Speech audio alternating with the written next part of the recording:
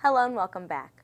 The following question states, if a child releases a 6.25-liter helium balloon in the parking lot of an amusement park where the temperature is 28.50 degrees Celsius and the air pressure is 757.2 millimeters of mercury, what will be the volume of the balloon when it has risen to an altitude where the temperature is 34.35 degrees Celsius and the air pressure is 366.4 millimeters of mercury?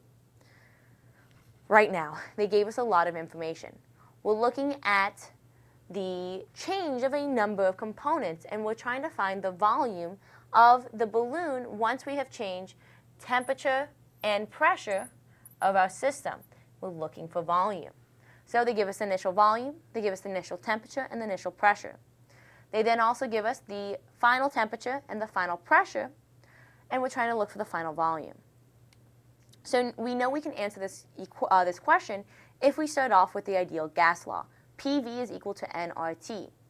What is remaining constant in this scenario? So take a moment and think about that.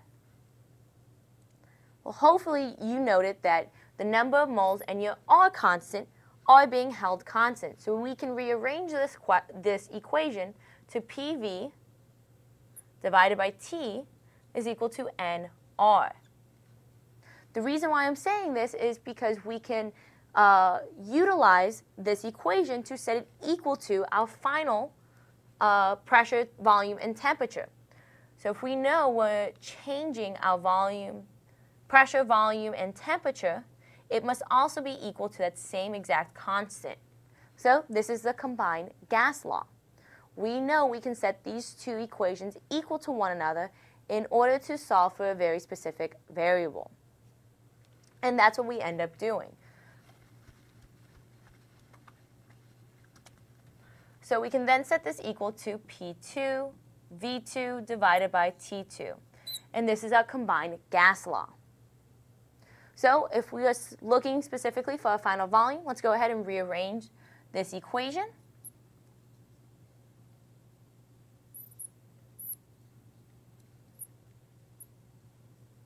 Once we've done so, we then can go back and start plugging in the corresponding variables, and also keeping in mind we have to convert degrees Celsius to Kelvin.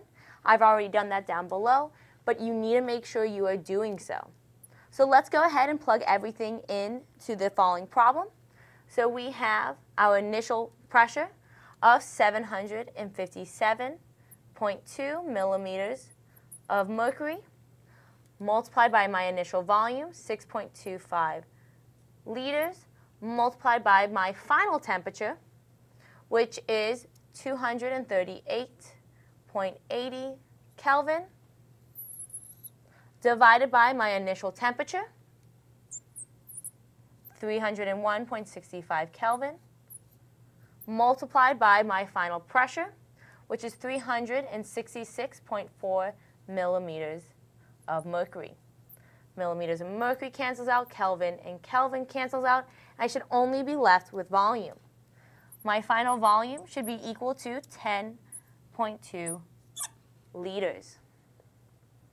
Please make sure when you're answering these types of problems, you're identifying what you are given in the problem. So highlight it, circle it, make sure you're denoting what you are given, what is remaining constant, because then you can start manipulating this equation in order to solve for that specific component. Thank you so much.